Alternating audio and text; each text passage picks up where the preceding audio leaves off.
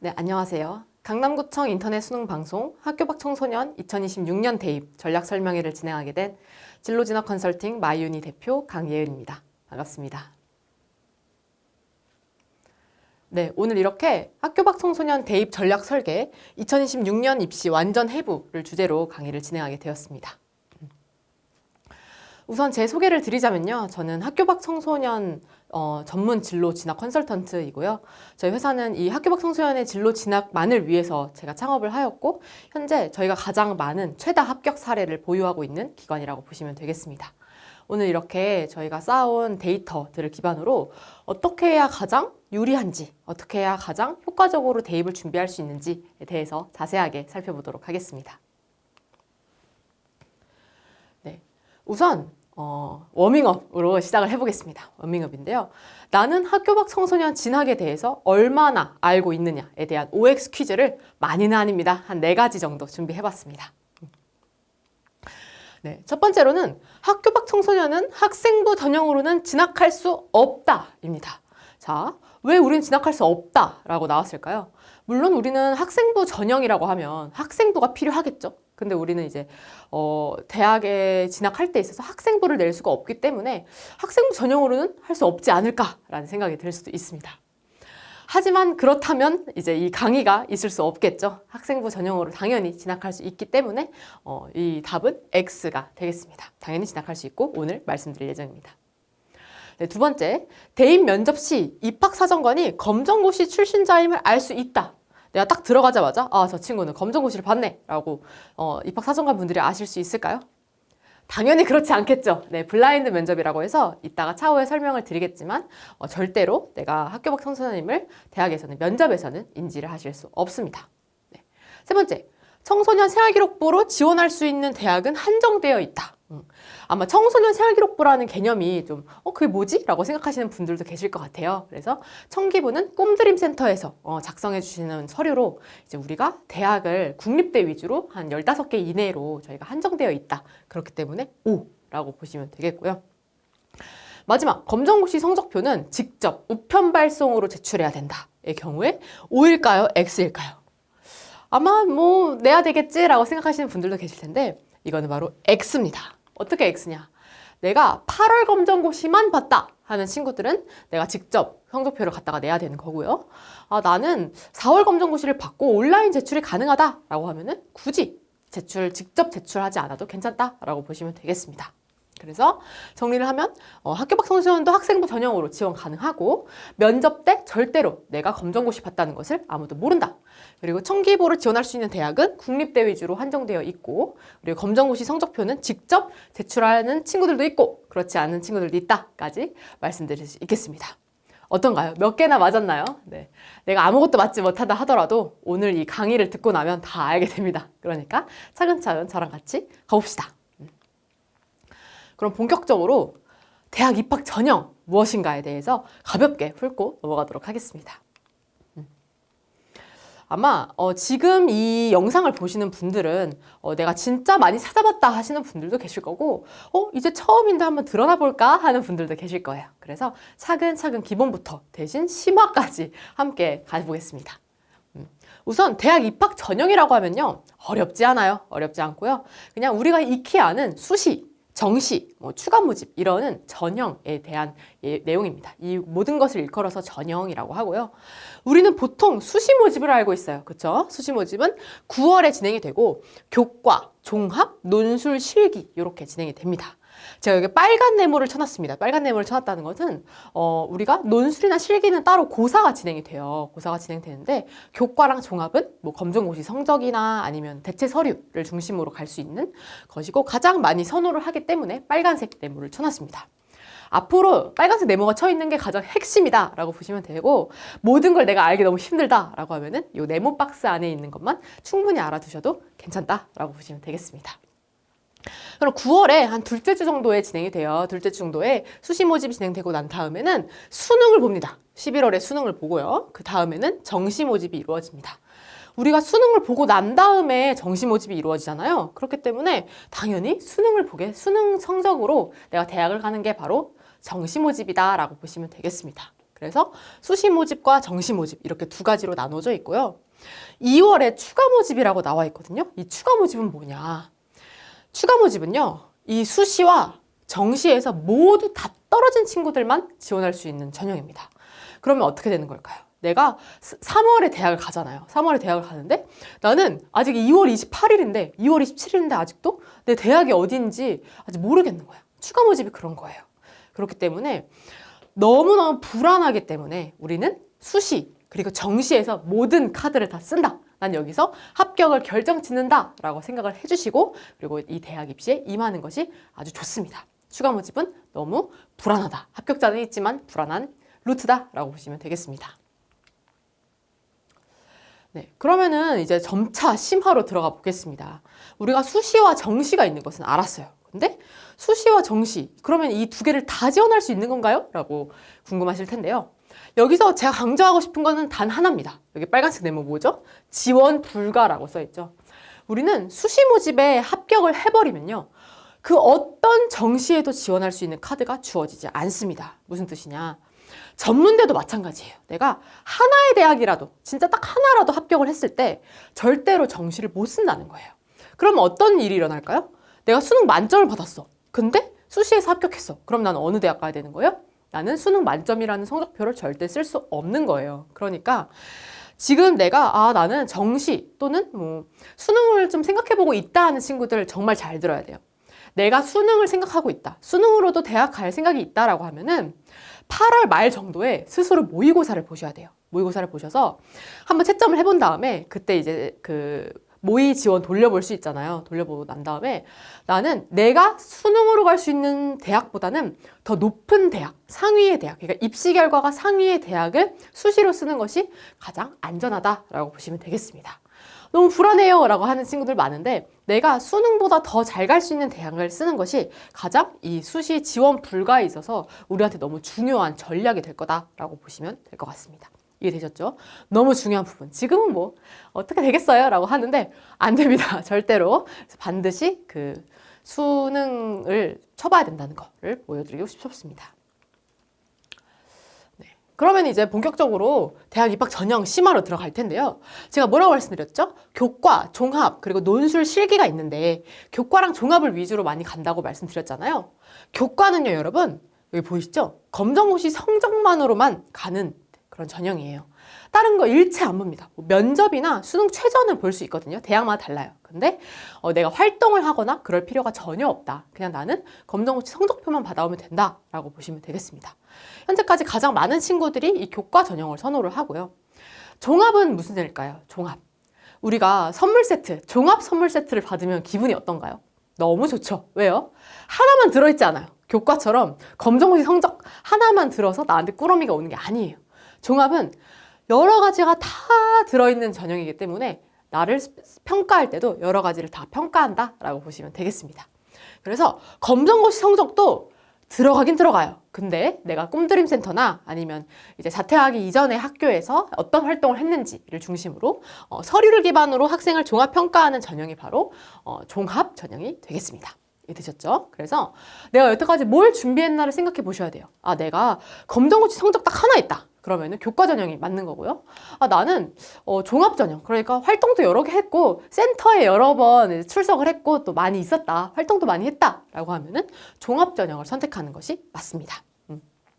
오늘 이 영상이 끝나고 난 다음엔요, 여러분들은 제가 숙제를 내드릴 거예요. 물론 제가 숙제를 검사할 수는 없어요. 하지만 이제 지금 빈칸에 교과, 종합, 논술, 실기 이렇게 4가지를 써두고 6가지의 카드를 어떻게 배분할 것인지를 써놔야 된다는 거예요. 예를 들어 나는 교과 2개, 종합 1개, 논술 3개를 쓰겠어. 이런 식으로 다 더하면 6이 되게끔 교과, 종합, 논술을 내가 어떻게 쓰지를 정리해 두셔야지만 이제 이후에 후속 강의에서 전형별로 어떻게 지원을 해야 되는지 말씀드릴 거거든요. 그래서 그때를 대비하기 위해서 이 강의, 이 1시간이 끝나기 전에는 어느 정도 어렴풋하게는 어떻게 써야겠다라고 생각을 반드시 해두셔야 된다 보시면 되겠습니다. 넘어갈게요. 그러면은 이렇게가 설명드리면 어느 정도는 어렴풋이 감이 잡혀요. 그쵸? 그래서 선생님 저 교과 뭐 몇 개 쓰고 싶은데 어떻게 쓰는 거예요? 6개는 어떻게 쓰는 거예요? 라고 궁금하신 분들이 계실 거예요. 6개라고 말씀드린 이유는 4년제 수시 모집에 그 횟수가 6번까지 지원 가능하기 때문이다 라고 보시면 되겠습니다. 그러면 이 수시 모집이 6개는 어떻게 판결이 나는가? 바로 전형수를 기준으로 산정된다고 나와 있는데요. 화면 같이 보실게요. 이거는 어떤 대학교에 어떤 전형별로 우리가 선발할게 라는 그런 모집 요강인데요. 우리가 전형별로라고 하면은 교과 하나, 뭐 종합 하나 이런 식으로 써야 될 것 같잖아요. 근데 그렇지 않아요. 이거야 여러 가지 전형이 여러 개 있는데 내가 만약에 지원 가능하다 하면은 이 교과 안에서만 하나, 둘, 셋, 넷, 다섯, 여섯 개를 다 쓸 수가 있는 겁니다. 이해되셨죠? 그래서 6개가 전형수를 기준으로 산정된다고 하면은 어떻게 되는 건가? 라고 궁금할 때는 내가 지원할 수 있는 요 하위 전형명에서 6개를 고르는 거구나 라고 보시면 될 것 같습니다. 이해되셨죠? 그래서 학교장 추천, 뭐 기회균형 등등등등 내가 원하는 만큼 쓸 수 있다 라고 보시면 되겠습니다. 선생님 그럼 정시는 어떻게 되는 건가요? 정시도 마찬가지예요. 근데 정시는 보통 이렇게 하위 전형이 막 이렇게 구성되어 있는 편은 아니고요. 보통은 이제 학교별로 하나씩 쓰게 됩니다. 내가 군별로 대학들이 여러 개가 있잖아요. 그래서 내가 이 가군에는 하나, 나군에는 하나, 다군에는 하나 이렇게 해가지고 3개의 대학을 쓸 수 있게 된다라고 보시면 되겠습니다. 아까 추가 모집 말씀드렸는데 우리는 오늘은 추가 모집을 생각하지 않는 걸로 해요. 우리는 수시, 정시 9개에서 모든 걸 끝낸다라고 보시면 되겠습니다.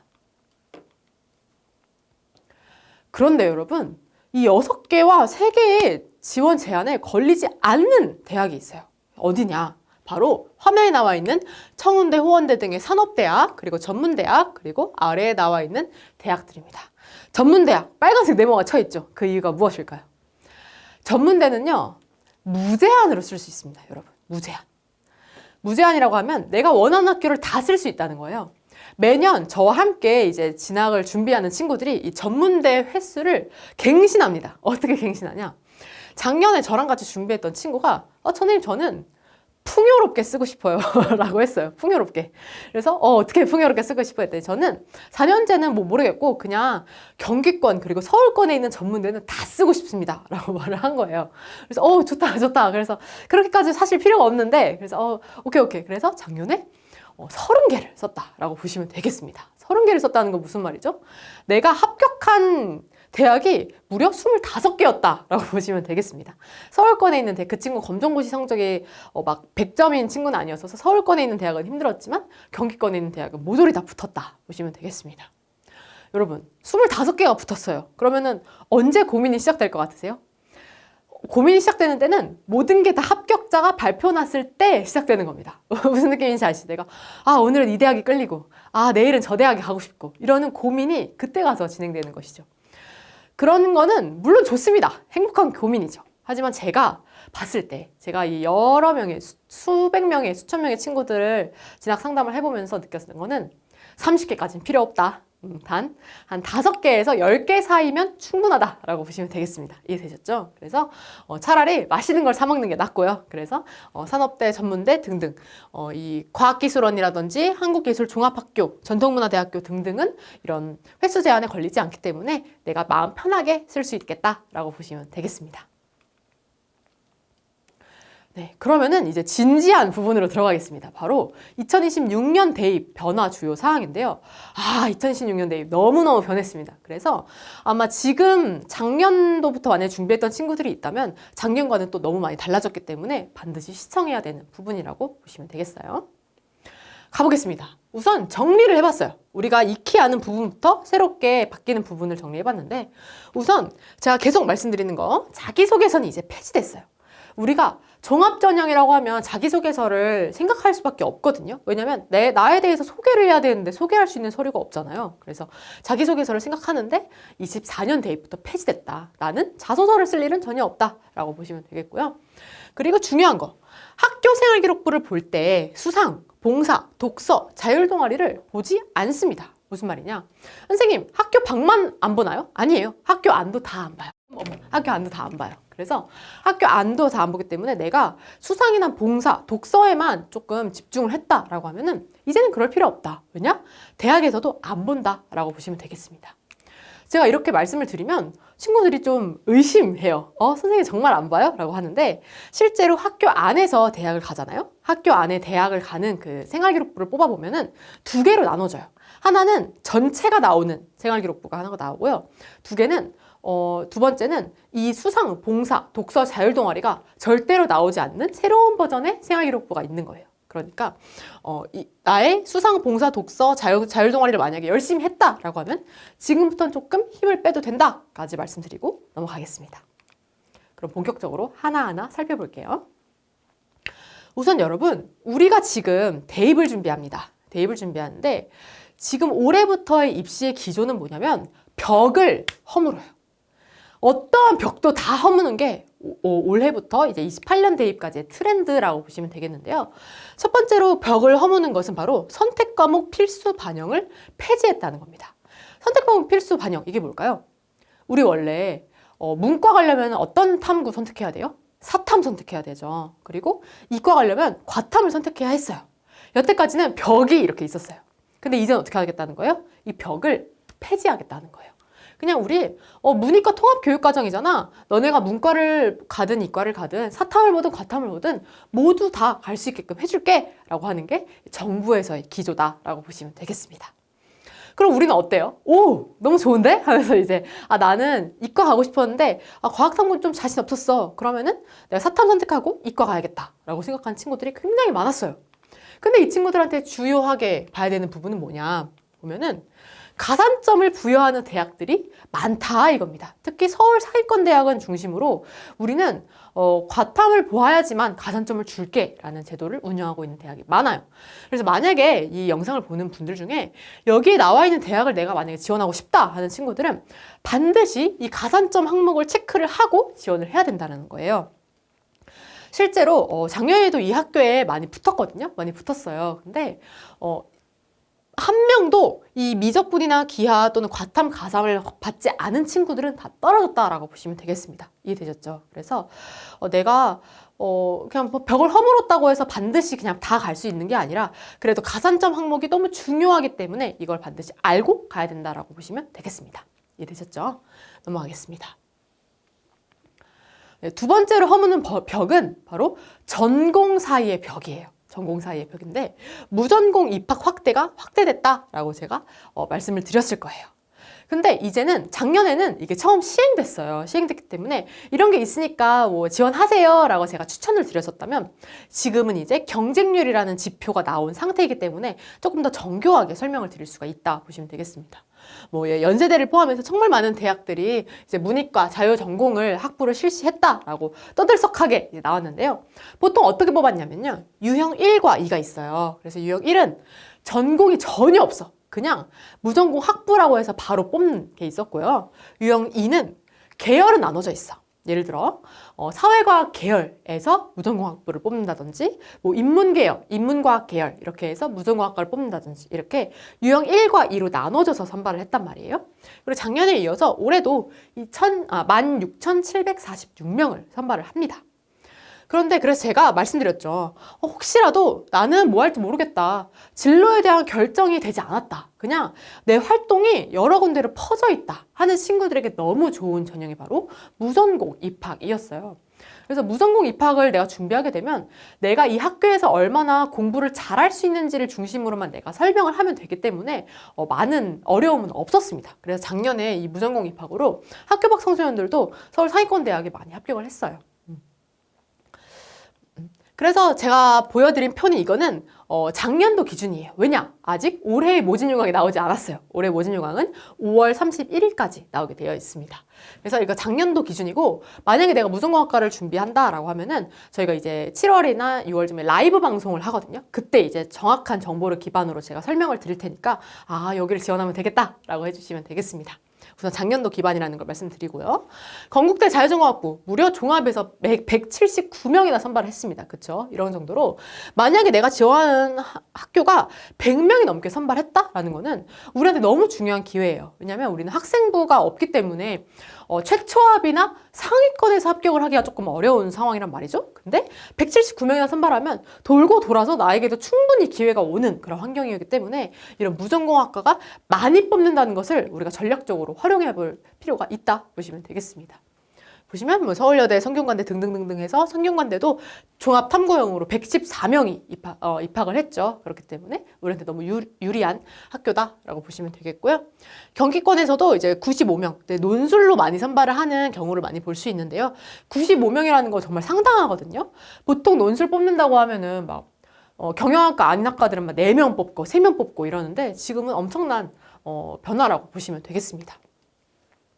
그래서 이제 경쟁률 지표가 나왔을 때 기사가 막 떴어요. 기사가 떴는데 뭐 무전공학과 인기 미미, 미미라는 단어 이렇게 막 썼는데 미미라고 하면 우리가 생각했을 때 어때요? 한 뭐 1%? 뭐 1대1? 뭐 3대1? 이렇게 이제 생각을 하겠는데 이 미미에 대해서 저희가 본격적으로 얼마나 미미했느냐에 대해서 살펴보는 시간을 가져야 될 것 같습니다. 그래서 저희가 무전공학과 대입 변화를 살펴봤을 때 논술, 종합, 그리고 정시 이렇게 3가지가 각각 다른 양상으로 변화가 있었어요. 논술 전형은요, 우리가 많이 뽑는다고 했죠. 논술에서 95명 뽑으면 너무 많이 뽑는다는 거잖아요. 그래서 경쟁률이 전년도 대비 엄청 상승했어요.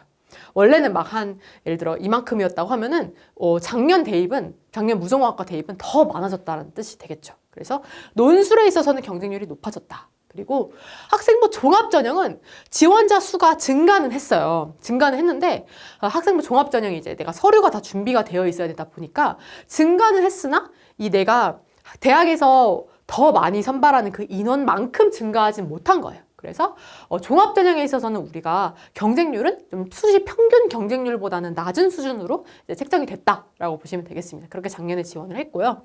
정시 모집에서는 추가 합격이 정말 많아졌어요. 추가 합격. 그러니까 정시도 많이 안 선발하잖아요. 근데 정시에서도 많이 선발을 하는 무전공학과가 생기다 보니까 추가 합격으로 너무 많이 돌았다라고 보시면 되겠습니다.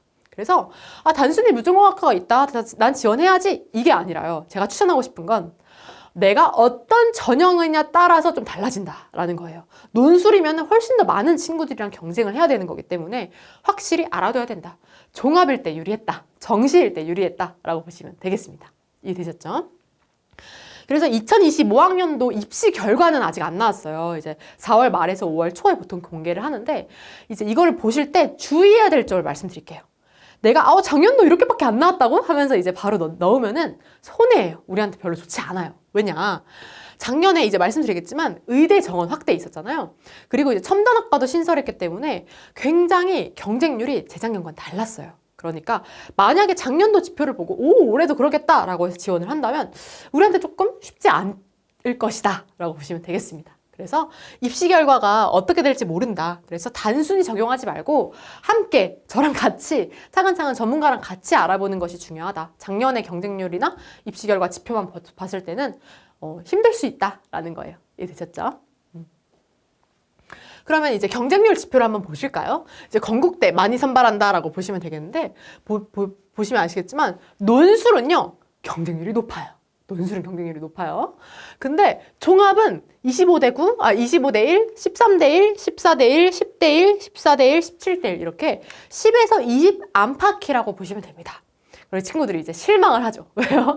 선생님 너무 많은 친구들이랑 경쟁해야 돼라고 하는데 그래도 논술이나 이런 거에 비해서는 무전공학과가 평균 경쟁률보다는 상당히 아래에 있었다라고 보시면 되겠습니다. 그래서 올해는 어떻게 될지 모르고 입시 결과 자체가 어떻게 될지 모르지만 그래도 이렇게 경쟁률 지표를 우리가 확인할 수 있었다라고 보시면 되겠습니다.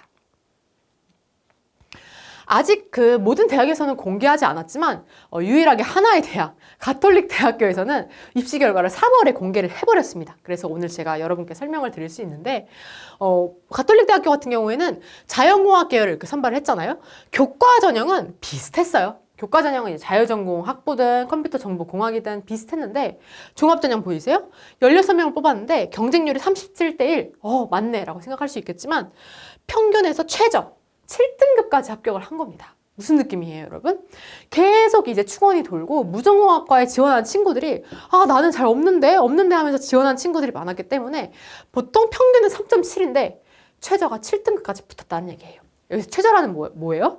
문 닫고 들어간 친구 있죠. 내가 이제 마지막으로 합격한 친구가 바로 7등급이었다는 뜻입니다. 아시겠죠? 이런 상황입니다. 지금 입시의 형국이. 그렇기 때문에 7등급도 붙었어? 나도 넣어야지. 이게 아니라 작년에 이렇게 붙었고 이렇게 충원 합격이 많이 돌아서 최저가 많이 떨어졌구나. 내신 등급이 좀 낮은 친구들도 합격을 했구나 까지의 그 정도까지만 생각을 하고 넘어가시면 되겠습니다. 이해되셨죠? 그래도 가능성이 우리한테 열렸다라는 겁니다. 세 번째로는 의대 입시 변화입니다. 제가 항상 설명을 드릴 때 의대 입시는 어떻게 될지 몰라요. 저는 이렇게 생각하는데 맞지 않을 수도 있어요. 라고 항상 설명을 해왔는데 여태까지 영상들 아마 보시면 아시겠지만 제 예측이 맞았습니다. 이제 다시 다 이제 문을 닫았고 돌아왔고요. 그래서 의대 입시가 올해는 어떻게 됐냐? 바로 다시 원점으로 돌아왔다라고 보시면 되겠습니다. 그래서 작년 입시 결과를 보면 안 되고 재작년 입시 결과나 이런 걸 좀 중점으로 판단을 하는 것이 중요하다라고 보시면 되겠습니다. 작년 의대 입시 결과 짧게만 설명하고 넘어가겠습니다. 작년 입시 결과는 합격자 등록 포기율이 너무 늘어났었어요. 합격자 등록 포기. 원래는요, 여러분, 의대 입시를 하면 합격자 등록 포기가 없어요. 왜냐면 나는 너무 의대 가고 싶었어 하는 친구들이 보통 합격자 등록을 하고 포기를 안 하기 때문에. 그런데 작년에는 많이 포기를 했다는 거예요. 그 뜻은 무엇이에요? 복수 대학에 여러 개를 중복 합격한 후에 내가 최종적으로 가장 1순위 대학에 최종 등록했기 때문에 등록 포기율이 지속적으로 증가했고 충원도 많이 돌았습니다. 그걸 말씀드릴 수 있겠고요. 정시에서도 마찬가지로 이제 추가 합격자 수가 많이 늘어났다라고 보시면 되겠고요. N수생이라고 하죠. 그러니까 재수 또는 삼수, 사수를 한 친구들의 강세가 많이 이어졌다라고 보시면 되겠습니다. 그래서 서울대학교 의대 합격자의 약 78%가 N수생이었다라는 그런 기사도 보셨을 거예요. 그래서 그런 상황이 발생했었다라는 거고요. 올해는 다시 원점이 되었기 때문에 올해 입시랑은 많이 관계가 없어졌습니다. 다만 이제 예측을 해볼 수 있겠다면 수시 전형에서는요, 이제 지역 인재 전형이 원래 작년에는 많이 뽑았었잖아요. 근데 올해는 그게 좀 보수적으로 줄어들 가능성이 크기 때문에 우리가 보다 보수적으로 지원을 하는 전략을 보통 할 것이다 라는 거예요. 보통 이제 상위권 친구들이 지역 인재 좀 어려울 것 같은데 라고 하니까 좀 줄어들 것이다 라는 거고요. 정시도 마찬가지로 2년 전과 비교했을 때 모집군 같은 게 좀 달라질 거예요. 아직 그 모집 요강이 나오진 않았는데 그렇기 때문에 대학별로 조금은 상이하게 입시 결과가 나올 가능성이 크다라고 보시면 되겠습니다. 이제 마지막이에요, 여러분. 마지막이에요. 바로 고교학점제와 2028년 대입 개편인데요. 이 고교학점제가 이제 시행이 됐어요. 그래서 이 고교학점제로 인해서 혼란스럽기도 하고 좀 친구들이 이제 적응을 하는 단계인데 선생님 저는 고등학교도 안 다니는데 이거 왜 들어야 돼요? 라고 하는데 바로 이 대입 개편의 흐름을 따라서 우리가 준비를 해야 된다. 그렇기 때문에 갖고 왔다라고 보시면 되겠습니다. 고교학점제란 뭔가요, 여러분? 올해부터 시행이 이제 본격적으로 됐고요. 내가 원하는 과목을 내가 직접 찾아가서 이수하는 그런 대학교와 같이 학점을 취득하는 제도다라고 간단하게만 이해하시면 되고요. 그렇기 때문에 우리는 모두가 다 똑같은 과목을 듣는 게 아니에요. 모두가 다 똑같은 과목을 듣는 게 아니라 나의 스토리에 따라서 내가 선택한 과목을 학점을 이수해 온단 말이에요. 그럼 이제 대학에서는 어떻게 되는 거예요? 모두 환영해 라고 할까요? 환영은 물론 합니다. 하지만 내가 원하는 과목을 들어왔으면 좋겠는데 아이들이 원하는 과목을 자기들끼리 들어오니까 조금 고민을 하기 시작하죠. 대학에서는 그럼 내신 변별력도 좀 감소할 거고 내가 원하는 과목을 들어오지도 않을 수도 있는데 그럼 우리가 어떻게 해야 돼요? 그러면 들어오라고 하자. 이렇게 된 겁니다. 이해되셨죠? 그래서 상위권 대학을 시작으로 교과 이수 권장 과목이라는 것을 발표합니다. 지금 이제 몇 개의 대학밖에 발표를 안 했는데 앞으로 발표를 할 거예요. 대학별 학과에서 우리 학과 오고 싶어요? 그러면은 이 과목을 들어오세요 라는 것을 이제 확인을 하고 와야 된다라는 거예요. 핵심 권장 과목은 반드시 들어야 되는 거, 권장 과목은 그래도 들어왔으면 좋겠어요 라는 게 바로 권장 과목이에요. 그럼 우리는 이걸 어떻게 사용해야 되는 거예요? 내가 이 학과를 가고 싶어. 그러면 어디에 써야 되는 거예요? 대체 서식에 써야 되는 거예요. 이제 이해되셨죠? 퍼즐이 맞춰지죠? 이 대학에서 원하는 과목을 들어오라고 하잖아요? 들어가야 될 거 아니야. 그러면 나는 어디에 쓰냐? 바로 대체 서식에서 만약에 이 바이오 시스템 소재학부에서 미적분이나 기하를 핵심 과목으로 들어오라고 해요. 그러면 어떻게 써야 되는 거예요? 대체 서식 중에 한 꼭지에서라도 저는 뭐 미적분이나 기하 과목을 어떻게 했고 어떻게 뭐 활동을 했고 토론을 했고 뭐 보고서를 썼고 이런 식으로 해서 내 활동을 이 선택 과목에 맞게 증빙을 해야 된다라는 의미가 되겠습니다. 이해되셨죠? 작년에 뭐 서울대를 포함해서 다양한 상위권 학교의 학교 밖에서도 합격을 많이 했는데요. 그 친구들은 보통 이렇게 내가 얼마나 이 과목에 대해서도 열심히 준비를 해왔는지를 많이 어필한 친구들이 합격을 했다라고 보시면 되겠습니다. 나머지 2028년 개편안은 빠르게만 설명하고 넘어갈게요. 우리가 지금 입시는 아니기 때문에 흐름의 기조만 살펴보겠습니다. 우선 2028년도 대입부터는 모든 과목을 다 공통으로 봅니다. 국어도 공통, 수학도 공통, 영어, 한국사는 공통이었고 사회와 과학도 원래 따로 떨어져서 봤었는데 이제는 통합사회, 통합과학으로 보겠다는 얘기고요. 통합사회, 통합과학은요. 그냥 너네 사회도 공부하고 과학도 공부해! 라는 뜻이니까 내가 만약에 2028년 대입까지 갈 거면 이렇게 통합사회와 과학을 준비해야겠구나 라고 생각하시면 됩니다. 오늘 이 설명회에서는 여기까지만 설명할 거예요. 왜냐면 더 가면은 너무 정신없기 때문에 여기까지만 설명하겠습니다.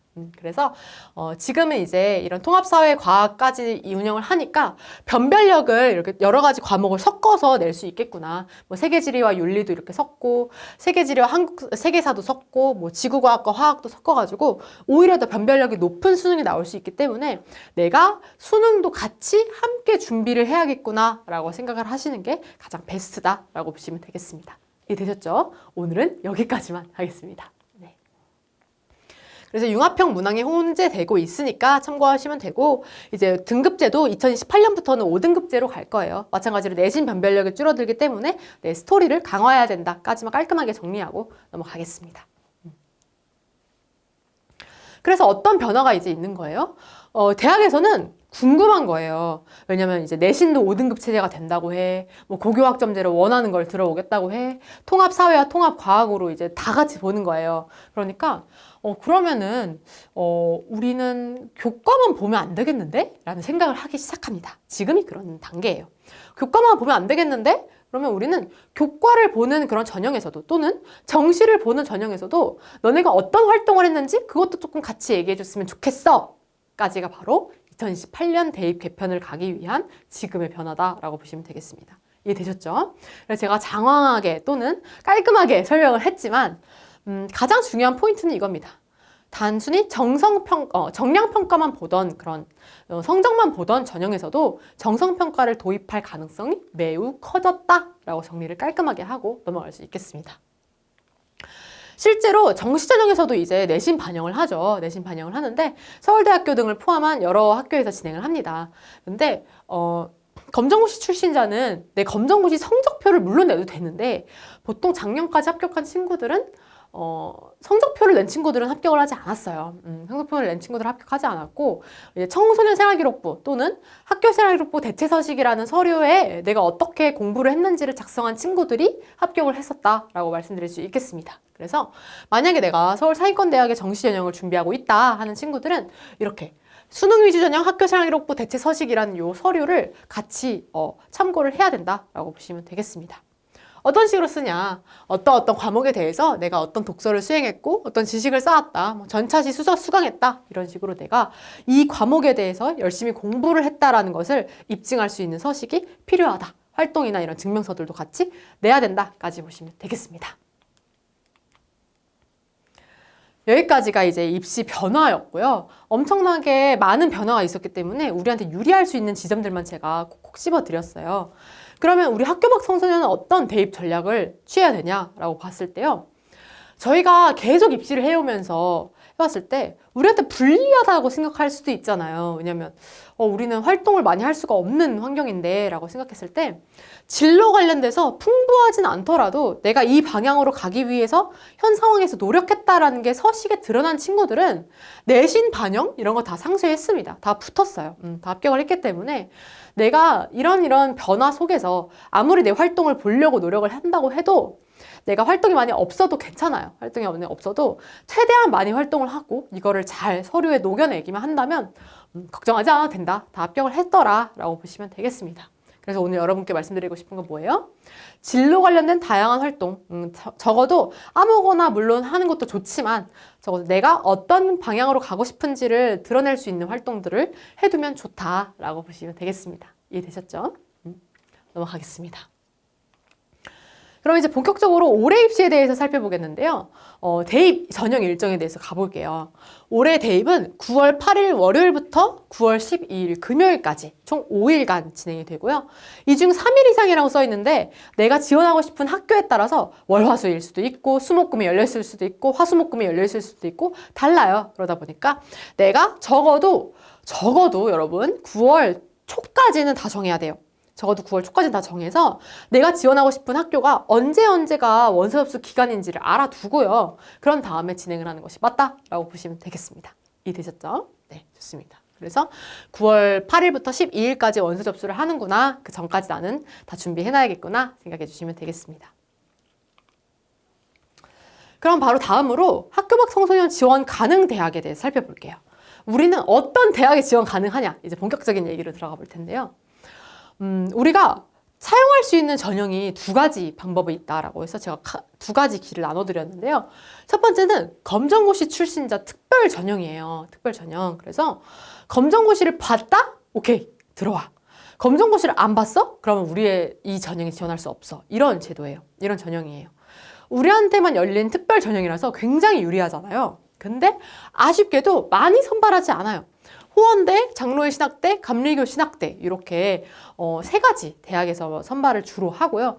그리고 보통 이제 신학대학이니까 보통 많은 친구들이 다 신학과를 간다 이렇지는 않잖아요. 그래서 신학과 위주로 선발을 하는 전형이다라고 보시면 되겠습니다.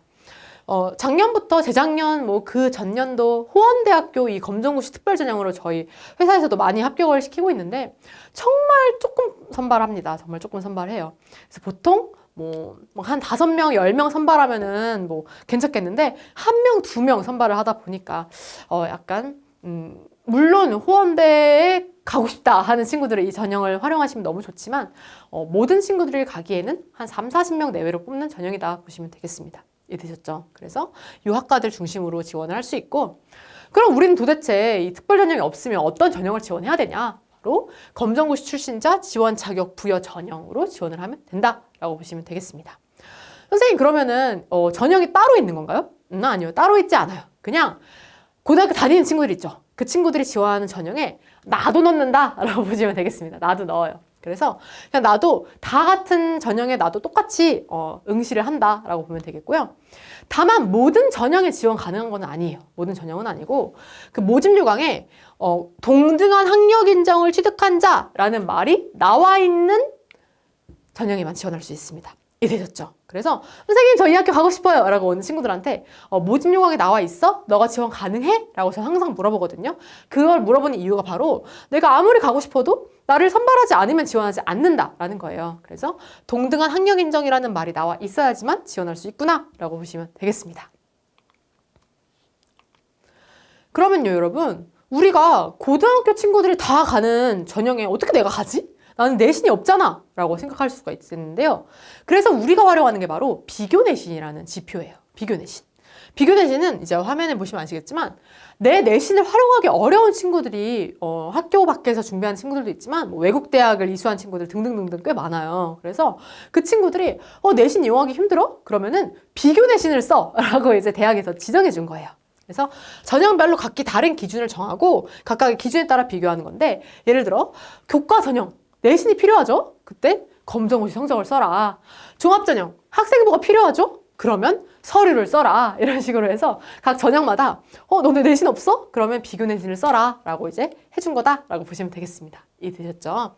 논술도 이따가 설명드리겠지만 논술 성적만 필요해요. 검정고시 성적이나 이런 거를 많이 반영을 안 합니다. 그렇기 때문에 나는 비교 내신으로 들어가는 거구나. 그래서 다 같이 나는 그래도 불리함이 많이 상쇄된 상태로 지원할 수 있겠구나 라고 생각해 주시면 됩니다.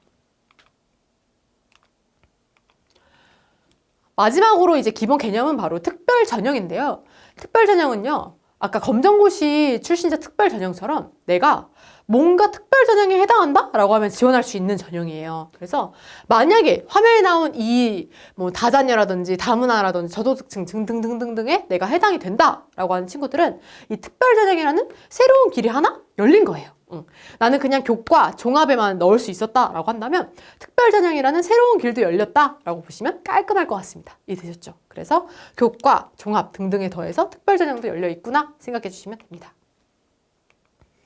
그래서 이런 대안학교 출신자라든지 특수교육 대상자라든지 이런 특별 전형에 해당한 친구들은 확인서를 내야 되고요. 그리고 이제 이런 확인서를 낼 때 내가 목회자 추천서를 받을 수 있다. 담임 목사 추천서를 받을 수 있다라고 하면은 목회자 추천 전형도 선발할 수 있습니다. 그래서 명지대나 서울기독대, 한신대, 신학대, 한동대 등등등등 내가 담임 목사 추천서를 받아올 수 있는 친구들은 이 학교에 이 목회자 추천 전형도 선발을 하고 있기 때문에 모두 참고해 보시면 아마 큰 도움이 될 것 같습니다. 네, 마지막 기본 개념은 전문대학교까지 하고 이제 전형별 설명하고 마치도록 하겠는데요. 전문대학교 제가 말씀드렸죠. 횟수 제한 없이 지원 가능한 거예요. 근데 전문대랑 그 4년제 대학을 어떻게 구분해야 되는지 고민하는 친구들이 많아요. 오늘 딱 정리해 드릴게요. 전문대는 분야가 중요하고요. 직업 분야별로 조금 특성화가 있다라고 보시면 돼요. 그래서 직업 분야별로 전문성을 갖춘 다양한 학과가 존재해서 내가 학문을 공부하고 싶다. 그 학문, 예를 들어 심리학, 컴퓨터 공학 이렇게 학문을 공부하고 싶다라고 하면 4년제 더 많이 개설되어 있고요. 내가 이 직업을 위해 갈 수 있는 어떤 스킬을 또 덕목을 내가 함양하고 싶다라고 하면은 전문대를 선택하면 된다라고 보시면 되겠습니다.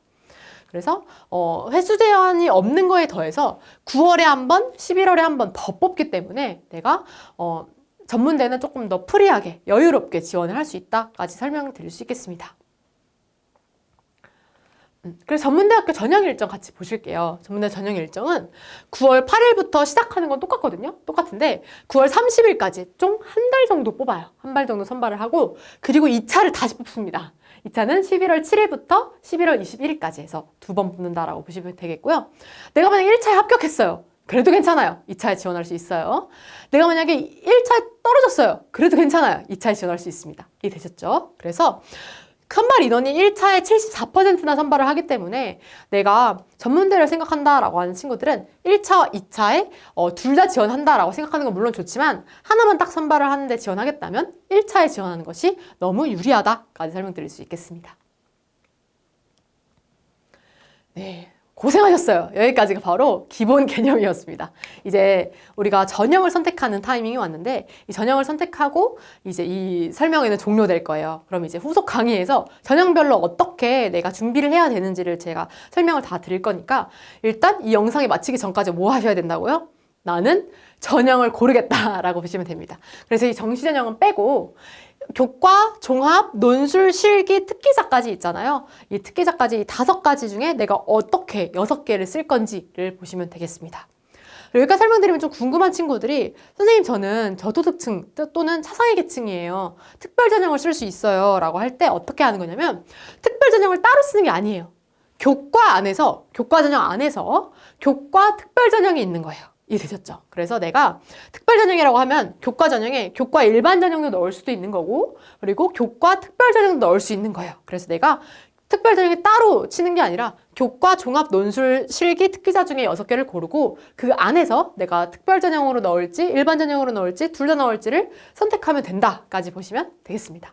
아시겠죠? 그래서 시작해 보도록 하겠습니다. 첫 번째로는 교과 전형이에요. 교과 전형 제가 뭐라고 계속 말씀드렸죠?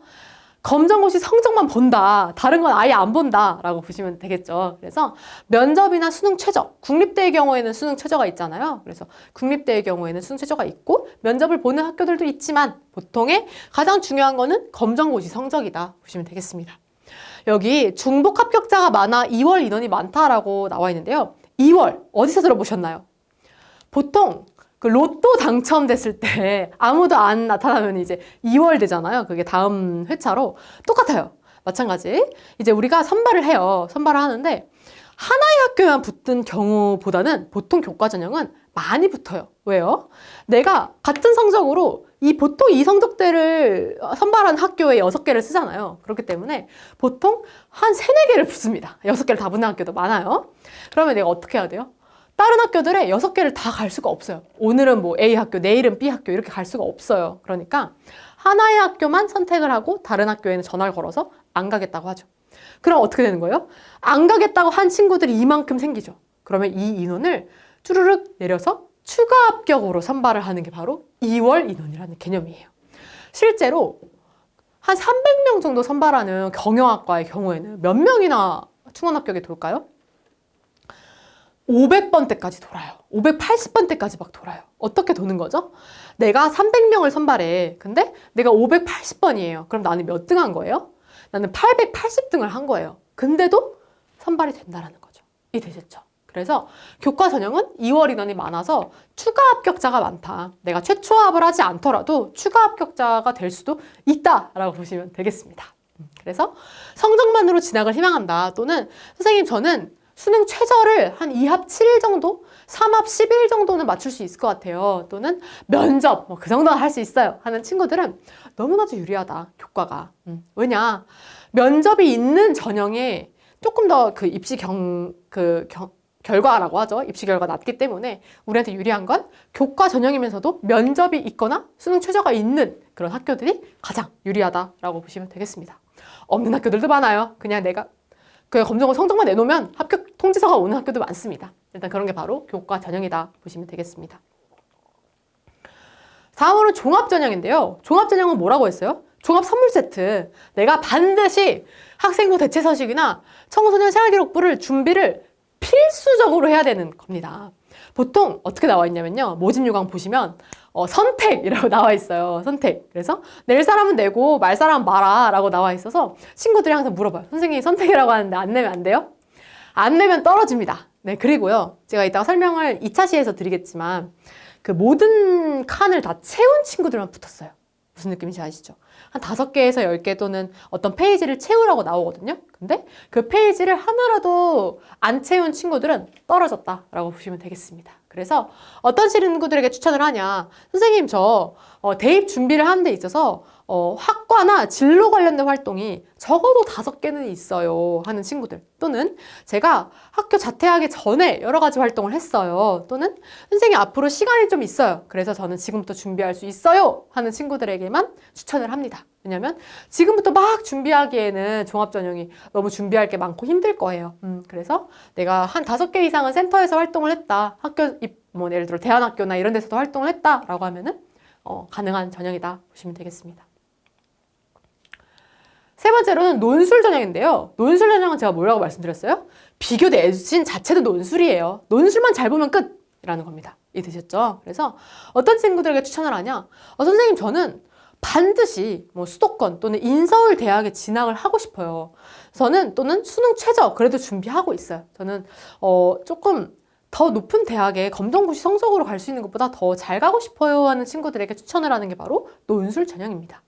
왜냐? 검정고시 성적 전혀 상관없어요. 논술고사 성적 위주로만 반영이 된다라고 보시면 되겠는데, 실제로 예시를 보여드리면 내가 700점 만점에 650점 정도만 받았다, 논술고사에서 라고 해도 내가 300점 만점에 297점을 가져가는 거예요. 무슨 느낌인지 아시겠죠? 그러니까 내가 논술만 잘 보면 된다 라고 보시면 되겠습니다. 그래서 만약에 이 영상을 보고 있는 친구들 중에 선생님 저는 6논술을 써야 돼요. 근데 쓸 거예요. 근데 검정고시 이제 8월에 볼 거 준비하고 있어요 하는 친구들은 합격 증서만 있으면 논술 성적을 활용하기 때문에 논술에 더 집중하는 게 맞다라고 보시면 되겠습니다.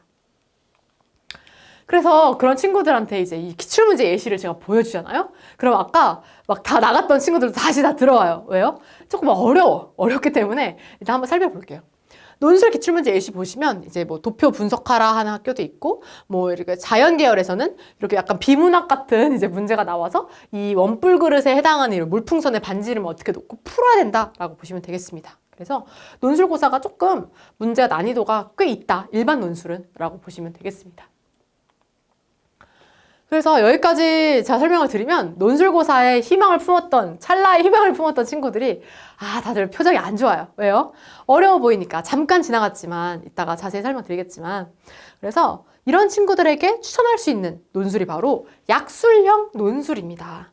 약술형 논술 전형이 따로 있나요? 아니에요. 그냥 논술 전형으로 선발하는 여러 학교들 중에서 아까 보여드렸던 이런 뭐 원뿔 그릇이나 아니면 엄청나게 긴 이런 지문을 분석해야 되지 않아도 되는 논술들을 따로 모아서 약술 논술이다라고 이름을 불었다라고 보시면 되겠습니다. 보실게요.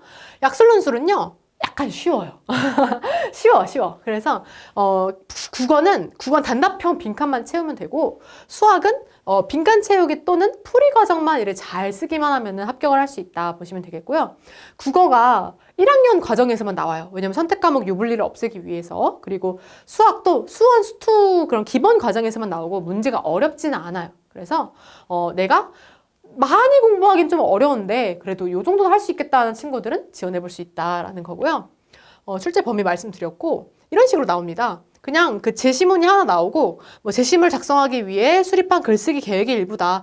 첫 어절과 마지막 어절을 순서대로 써라. 첫 어절, 마지막 어절, 문장 찾아서 그냥 갖고 오기만 하면 되는 거예요. 이게 되셨죠? 그래서 많이 어렵지 않다. 수학도 마찬가지. 함께 볼까요? 여기 보시면 뭐 문제 6, 문제 8 이런 식으로 해서 요 정도의 문제가 나온다. 아까 그 원뿔 그릇과는 조금 다르죠? 그래서 조금 내가 더 부담 없이 시행할 수 있는 그런 준비할 수 있는 전형이 되겠다라는 거고요. 가천대부터 이제 한신대까지 한 15개 이내의 대학에 지원을 할 수 있는데 올해 국민대랑 강남대가 신설됐어요. 그래서 보통 친구들이 이제 이 가천대랑 뭐 삼육대, 상명대, 서경대 이렇게 이 라인을 보통 많이 선발을 해서 많이 썼고 그리고 이제 간호학과나 메디컬학과 가고 싶은 친구들 있죠. 메디컬학과 가고 싶은데 내가 검정고시 성적을 환산했을 때는 그 메디컬학과가 좀 높으니까 아무래도 입시 결과가 높으니까 간호학과나 이런 데 좀 못 썼단 말이에요. 근데 그런 친구들이 뭐 같은 데나 뭐 을지대나 이런 간호학과에 많이 쓸 수 있고 합격을 많이 했더라라고 보시면 되겠습니다. 그래서 간호학과가 검정고시 그 내신 환산으로 가기에는 점점 어려워지고 있는데 그런 상황에서도 이제 가천대, 을지대 뭐 등등등등의 그런 중요한 대학들에는 합격하는 경우가 많더라라고 보시면 되겠습니다. 그래서 최저도 이렇게 정리가 돼 있고 마찬가지로 작년도 기준이에요. 올해 기준은 제가 라이브 방송 때 말씀드릴 수 있겠으니까 요 정도가 있구나 하고 넘어가시면 되겠습니다. 다음으로는 실기 전형이에요. 실기는 논술처럼 고사가 따로 있는 거예요. 따로 있어가지고 내가 그냥 그 학교에 가서 열심히 실기를 보고 오면 되는 겁니다. 어떤 친구들이 지원하는가요? 예체능, 그리고 문예창작학과, 글 쓰는 친구들 있잖아요. 그런 친구들에게 열려있는 전형이다라고 보시면 되겠습니다. 그래서 미술이나 연기 쪽은요. 이 실기로만 선발하는 경우가 굉장히 많아요. 그래서 성적이 부족하다 싶으면 실기 비중이 높은 학교를 지원하면 되고 마찬가지로 실기 준비를 같이 해야 된다까지 보시면 되겠습니다.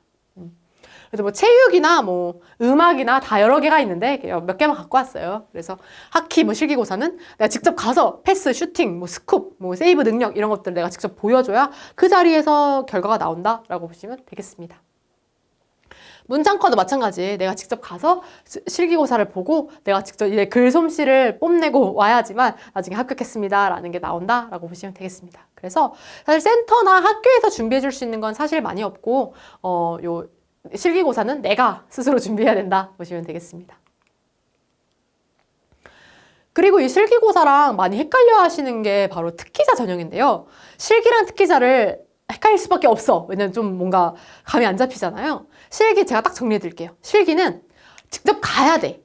그 자리에서 수능처럼 직접 가서 실기를 보고 뭐 글이든 뭐 노래든 뭐 직접 가서 보고 와야 되는 거예요. 특기자는요. 특기가 있어야 되는 거예요. 특기는 뭐냐면 수상 성적이 있어야 되는 거예요. 수상, 입상 실적이 있어야 되는 거예요. 실적 위주 전형이에요. 특기자 전형을 사실 실적 전형이라고 하면 좀 편할 것 같아요. 그래서 우리끼리는 그렇게 알아둡시다. 특기자 전형 이퀄 실적 전형. 그래서 성과가 있어야 된다. 어학 특기자는 어학 성적, 토픽, 토익 이런 게 있어야 되고 뭐 HSK 이런 게 있어야 되고요. 소프트웨어 특기자는 소프트웨어 분야 대회 수상 실적이 있어야 된다. 체육 특기자, 문학 특기자 마찬가지로 내가 입상 실적이 있으면 지원할 수 있다 보시면 되겠습니다. 이 친구들끼리 경쟁하는 거예요. 그래서 내가 만약에 뭐 토플 몇 점이다 라고 해서 이걸 냈을 때 국민대 예시거든요. 국민대 어학특기자에서는 이렇게 면접을 봐요. 한국말로도 잘 말할 수 있고 영어로 잘 말할 수 있는가? 이걸 보기 때문에 내가 이걸 잘만 준비하면 된다. 작년에도 재작년에도 계속 국민대 어학특기자는 학교 밖에서도 많이 합격하고 있고 더 그 국민대 이외에 다른 학교에서도 충분히 합격하고 있기 때문에 특기자 전형도 이 성적만 있으면 지원할 수 있다 보시면 되겠습니다. 문학 특기자도 마찬가지예요. 그래서 동국대, 동덕여대 등등등이 있는데 권위 있는 대회에 3위 이내 입상 실적이 있는 자들을 중심으로 모아가지고 이제 너는 어떻게 했어? 해서 면접도 보고 해서 지원을 할 수 있다라고 보시면 되겠습니다. 마지막으로 정시 전형인데요. 정시는 사실 지금 생각할 건 아니에요. 정시는 언제 생각하냐? 11월에 보잖아요. 그래서 내가 지금부터 그 수능을 준비했는데 좀 괜찮을 것 같아 하면 그때까지 가져갈 수 있는 전형이 바로 정시 전형이다 라고 보시면 되겠습니다. 여러분, 지금까지 제가 6개의 전형을 설명드렸죠? 이제는 선택의 순간이 왔습니다. 내가 6개의 카드를 어떻게 분배를 할지, 교과, 종합, 논술 등등에 어떻게 분배를 할지 지금 한번 앞에 써내려가 보세요. 뭐 핸드폰에라도 메모장에라도 켜가지고 어떻게 쓸까라고 해서 한번 써 내려가 보다 보면 느낌이 오실 거예요. 잘 모르겠다. 그러면 제가 선택 방법을 말씀드리겠습니다. 우선 교과를 선택하는 친구들은 단 하나죠. 선생님, 저 검정고시 성적만으로 가고 싶어요 하는 친구들은 무조건 교과예요. 교과. 어떤 친구들이 또 교과예요? 선생님, 저 8월 검정고시 봐야 되는데 아직 준비를 다 안 했어요. 좀 준비가 많이 필요해요. 다른 거 할 시간 없어요. 하면은 무조건 교과예요. 아시겠죠? 두 번째, 선생님, 저는 센터 많이 갔어요. 센터에서 뭐 수학여행도 가고 뭐 자치위원회도 하고 많이 갔어요. 또는 저 자퇴하기 이전에 반장이었어요. 이런 친구들 있죠. 그런 친구들. 저는 또 대안학교에 다녀요. 이런 친구들은 종합전형이 유리합니다. 그런 친구들, 상위권대학 지원을 하고 싶어 하는 친구들은 종합전형으로 가면 되고요. 그리고 선생님, 저는 논술이나 뭐 실기 정시를 해볼 수 있어요 하면은 그렇게 선택을 하는 거고요. 이해되셨죠? 근데 여기서 중요한 거, 희망 지원 학과가 있는가? 만약에 교대를 지원한다? 교대를 지원하는 친구들은요, 교과를 못 써요. 왜냐?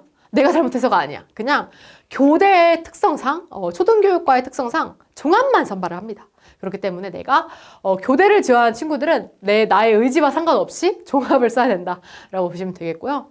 뭐 검정고시는 교대 못 간다 뭐 이런 일들이 많이 들어보셨을 텐데 갈 수 있습니다. 충분히 합격자들이 몇몇 학교에서는 저희한테 유리한 학교들이 있어요. 그래서 합격자가 있기 때문에 그런 거는 이제 걱정하지 않으셔도 되고 내가 원하는 학과에 따라서 잘 전형을 선택하는 것이 바람직하다라는 겁니다. 정리해보고 오늘 영상 마치도록 할 텐데요. 첫 번째, A부터 D까지의 친구가 있어요. 이 친구들의 전형을 저희가 정해줄 건데 이 친구들의 전형을 정해주는 게 중요한 거예요? 아니에요. 어떤 친구들의 어떤 게 중요한 거예요? 나는 A, B, C, D 중에서 어디냐. A 한 4개, B 한 2개 이렇게 쓸 수도 있기 때문에 내가 A, B, C, D 중에서 어디에 가깝냐를 생각해 주시면서 넘어가면 될 것 같습니다. 아시겠죠? 오늘의 마지막 슬라이드고요. 첫 번째, 선생님, 저는 활동 없어요. 그리고 1차 검정고시 성적 낮고 2차에서 최대한 끌어올려야 되고 선생님, 저 대학 진학 검정고시 성적만으로 할래요. 다른 건 다 귀찮아요. 이 친구들은 어디 가야 돼요? 교과 전형 가야 되는 겁니다. 두 번째, 선생님, 저는 활동 증명서 많아요. 면접 자신 있어요. 그리고 생기부 대체 서식이나 저 대안학교에서 학교생활기록부를 받았어요. 이런 친구들은 어떤 전형? 종합 전형이 유리한 거죠.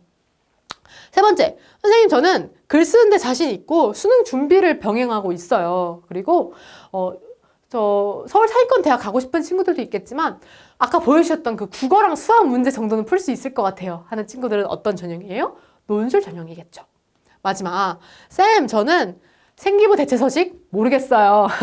활동 좀 힘들어요. 근데 성적 작년에 수능 봐봤는데 괜찮았어요. not bad. 괜찮았어요. 그래서 공부를 계속 이어가면 좋을 것 같아요 하는 친구는 바로 정시 전형이다 라고 보시면 되겠습니다. 그래서 오늘 제가 준비한 설명은 여기까지인데 이 영상이 끝나기 전까지 여러분 강조합니다. 내가 어떤 전형에 몇 개씩 쓸 건지를 대략적으로나마 판단을 해둬야지만 이후에 이어지는 이런 강의에 있어서 내가 이렇게 준비하면 되겠구나라는 그 로드맵을 제가 짜줄 거거든요. 그래서 그렇게 시행을 하면 되기 때문에 이 영상이 끝나기 전에 바로 교과부터 논술까지 몇 개, 6개를 다 준비를 해놓고 마치셨으면 좋겠습니다. 이해되셨죠? 그래서 이렇게 약 1시간 정도 여러분께 어떻게 입시가 변하고 있는지, 그리고 우리는 어떤 유리한 전략을 취할 수 있는지부터 시작해서 나에게 꼭 맞는 전형을 선택하는 방법을 하나씩 설명을 드렸어요. 그렇기 때문에 오늘 전형을 잘 정하는 게 반이거든요. 전형을 잘 정하고 이후에 이어지는 강의에서 저랑 같이 전형별로 어떻게 전략을 준비해야 되는지 같이 짜보면 좋을 것 같습니다. 너무 고생 많으셨고요. 이상으로 강의 마치도록 하겠습니다. 진로진학 컨설팅 마이오니 대표 강예은이었습니다. 감사합니다.